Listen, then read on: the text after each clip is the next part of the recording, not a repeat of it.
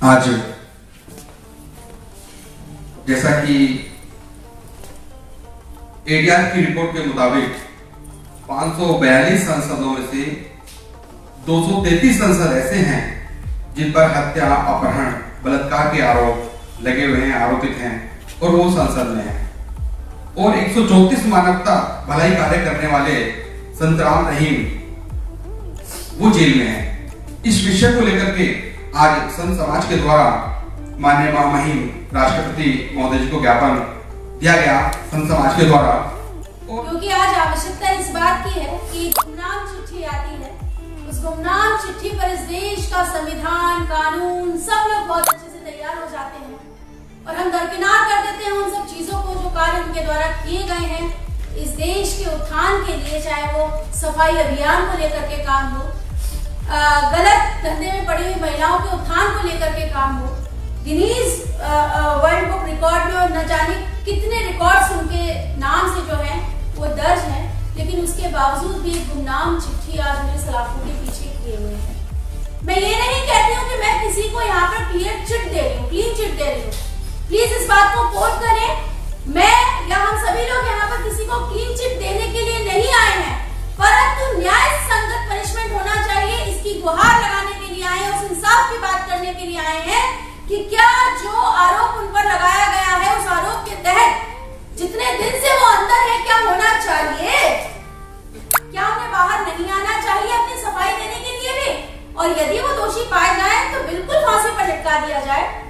परंतु अनैतिक तरीके से या संविधान में दिए हुए अधिकार और नियमों का उल्लंघन करते हुए या उनका मिसयूज करते हुए उस पावर का, ठीक है, इंसाफ के लिए मेरा सभी से, प्रशासनिक अधिकारी से लेकर के न्याय व्यवस्था के जजों को लेकर के और राजनीति में बैठे हुए शीर्ष राजनेताओं से मेरा ये निवेदन है कि कृपया करके जितनी पनिशमेंट है उतनी दी जाए और उस पनिशमेंट के बाद जो है व्यक्ति को अपना पक्ष रखने का अवसर भी दिया जाए, एक पक्षीय होकर के दुराचार और अत्याचार न किया जाए।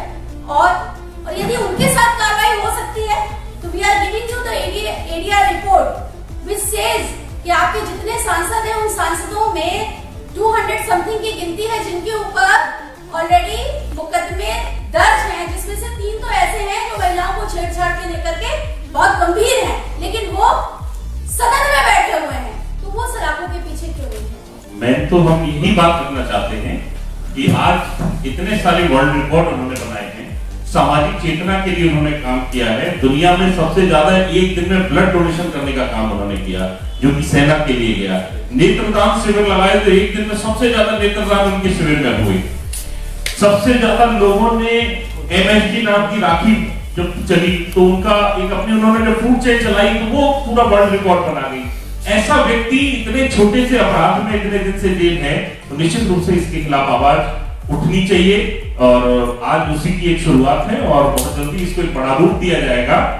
कम से कम सामाजिक चेतना पैदा करने वाले व्यक्ति को तो अंदर नहीं होना चाहिए। आज यहाँ नव दिल्ली में बैठे हैं आप, यहाँ के शाही इमाम हैं, उनके खिलाफ 35 गैर जमानती वारंट चल रहे हैं, लेकिन दिल्ली पुलिस कहती है कि अगर उनको गिरफ्तार किया गया तो लॉ एंड ऑर्डर सिचुएशन खराब हो जाएगी। ये मजबूरी जो दिल्ली पुलिस की या भारत की कानून व्यवस्था की दिखाई देती है, ये मजबूरी और लोगों के लिए क्यों नहीं दिखाई देती? तो ये जो कानून व्यवस्था का दोहरा चरित्र है, ये दोहरा चरित्र नहीं होना चाहिए। हमारे संत राम रहीम जी ने इस समाज के लिए जो योगदान दिया है उसको भी देखना चाहिए। आज जिस व्यक्ति के 5 करोड़ फॉलोअर हैं, मैं मतलब माफी चाहता हूं कि इस देश में कोई ऐसा राजनेता नहीं होगा जिसकी आवाज पर 5 करोड़ लोग एक साथ खड़े हो जाएं। कोई ऐसा संत अभी तक नेता नहीं हुआ होगा जिसकी गिरफ्तारी पर दंगे जैसे हालात पैदा हो जाए, लेकिन उनके भक्तों ने आंदोलन की चेतावनी दी, उनके भक्त वहां पर खड़े हुए, सुनियोजित तरीके से सरकार ने जो है वहां पर दंगे का माहौल पैदा कर दिया, वरना गुरु के भक्त जो है कोई भी दंगा करने वाले लोग नहीं थे, वो सब उनके सम्मान में वहां पर आए थे कि उनकी गिरफ्तारी नहीं होने देंगे, लेकिन सरकार ने उनको बदनाम करने के लिए वहां पर दंगे का माहौल बना दिया। मेरा यही मांग है आज जो ज्ञापन के माध्यम से कि उनको जल्द से जल्द रिहा किया जाए और जो भी आरोप लगे हैं उनकी निष्पक्ष जांच हो। ये राजनीतिक महत्वाकांक्षा लोगों की उनको जेल में रखे हुए हैं, तो इसकी जांच होनी चाहिए और उनको जल्द से जल्द रिहा करने की आवश्यकता है। समय आएगा, क्योंकि स्थितियां हमारे देश में ऑलरेडी बहुत सी समस्याएं हैं। अभी तक हम शांति से रहे, लेकिन कहते हैं संगठन में शक्ति है। जिस तरीके से किसान बिल वापस हुए हैं, तो मैं तो यही आह्वान करना चाहूंगी आप लोगों के माध्यम से कि राम रहीम जी के जितने भी भक्त लोग हैं वो शांतिपूर्ण तरीके से फिर से आए, और आंदोलन में शक्ति होती है। और अगर उनको रिहा नहीं किया गया तो दोबारा से ऐसा ही सीन आपको देखने को मिलेगा। कैदी को भी कहा जाता है ना, मर्डर करने के बाद भी एक बार तो बेल मिलती है ना, फिर बाद में है ना अंतिम इच्छा भी होती है। तो अभी तो कुछ भी नहीं है। गुमनाम चिट्ठी के आधार पर जिस तरीके से आपने उनको अंदर कर रखा है, तो ये कहीं ना कहीं दर्शाता है, उल्टा उनका अंदर दर्शाता है कि कुछ लोग का षड्यंत्र हो सकता है। बिल्कुल, ये षड्यंत्र बहुत बड़ा है। साधु संतों पर और हिंदू समाज के जो भी अग्रणी हैं उन लोगों पर आरोप लगा करके निश्चित रूप से इसको एक जिहादी मानसिकता कहें या एक वामपंथी सोच, ये दोनों एक साथ जब मिक्स होती हैं, तब सनातन के जो चाहने वाले, सनातन को जो अग्रणी लोग पढ़ाने वाले हैं, उन लोगों पर आरोप लगा करके उनको अपने आप में सक्षम हो, हर तरीके से सक्षम हो। वो व्यक्ति ऐसा काम क्यों करेगा जो अपने पूरे किए धरे पे एक प्रॉब्लम क्रिएट करता है।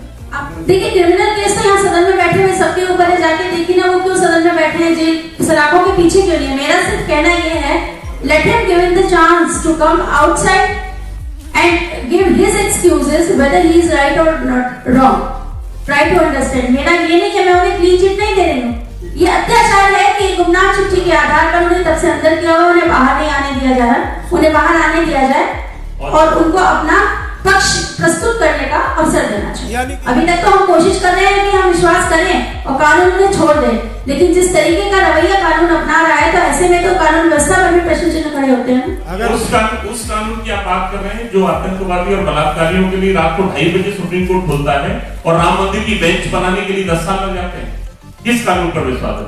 जो कानून बलात्कारियों को सदन में पहुंचाने के लिए परमिशन दे देता है और साधु संन्यासियों को जमानत तक नहीं दे रहा है, उस कानून को एक बलात्कारी और मर्डरर जेल से चुनाव लड़कर के सदन में बैठ जाता है आकर के, और संसद सदस्य जेल में रहते हुए बना रहता है, और वहीं एक सन्यासी जो सभी अच्छे काम करने के बाद जेल में है उसको बाहर आने की अनुमति नहीं मिलती, उस कानून पर विश्वास करें। तो इतने अच्छे काम उन्होंने किए हैं। राम रहीम जी का देखो, एक तो मैंने बहुत अच्छा सुना है कि वो मजहब से मतभेद नहीं करते थे, और देखिए आज एकता से ही हमारा हिंदुस्तान खड़ा है, विश्व सब में है, सारे धर्मों में है। राम रहीम जी ने हमेशा चारों धर्मों को लेके ही हर काम किया है। इतिहास से आप उठा के देख लीजिए, उनका परिचय वहीं से शुरू होता है, राम और रहीम, उनके नाम से ही उनका सब कुछ है। तो ऐसे व्यक्ति को अगर मोहलत मिले और उसको अपनी गुहार लगाने के लिए थोड़ा सा समय मिले तो ये बहुत जरूरी है। बिल्कुल, सारी चीजें साजिश के तहत तो हो रही है। साजिश ना होती तो राम रहीम जी 3 दिन से अंदर थोड़ी होते हैं। आप देखिए ना, कुछ लोग हैं जो नहीं चाहते कि वो बाहर आए और सत्य बाहर हो। अच्छा, देखिए दिल्ली पुलिस के अधिकारी का हमारे पास फोन आया कि किसी अनजान व्यक्ति ने फोन किया है पार्लियामेंट थाने कि यहाँ पर कुछ राम रहीम के लोग 4-5 बजे तक यहाँ पर आने वाले हैं और वो लोग हंगामा करने वाले हैं। लगातार सभी प्रशासन सतर्क रहा, और परंतु हम लोग सभी संपर्क में थे, सभी संत समाज के लोग थे, हम लोग लगातार संपर्क में थे और सभी प्रशासन हमारे साथ रहा है। दिल्ली पुलिस की उसकी शिकायत ऑलरेडी हो चुकी है। अभी जो हमारे साथ इंस्पेक्टर गए थे उनको बकायदा सारी चीजें नोट करा दी गई हैं। वो व्यक्ति भी हमारे संपर्क में आया था। ये तो भाई साहब का सौभाग्य है कि वो आज यहाँ नहीं बैठा है, वो व्यक्ति भी भेष बदल करके यहाँ बैठ जाता तो शायद है कि हम जो मिशन लेकर के चल रहे हैं ये आज यही खत्म हो जाता। इसका कोई स्तर नहीं है, किसी भी स्तर पर जाएगा। एक बार जब स्टार्ट होगा तो फिर किसी भी स्तर पर जाएगा। देखिए, ये जो आंदोलन है संत राम रहीम जी की न्याय के लिए जो अपना आंदोलन प्रारंभ किया है, जिसका आज संक्रांत यहाँ आपके माध्यम से किया गया, और यह आंदोलन संपूर्ण आंदोलन संतों के नेतृत्व में, संत समाज के नेतृत्व में चलेगा। और आज माननीय महामहिम राष्ट्रपति महोदय जी ने और एक ज्ञापन देके इसका प्रारंभ किया है। अभी जो भी संत समाज का समय होगा, कुछ समय पश्चात हम लोग देखते हैं सरकार इस पर क्या निर्णय लेती है, और कुछ समय पश्चात फिर संत समाज की मीटिंग होगी और उसमें आगे की हम लोग योजनाबद्ध तरीके से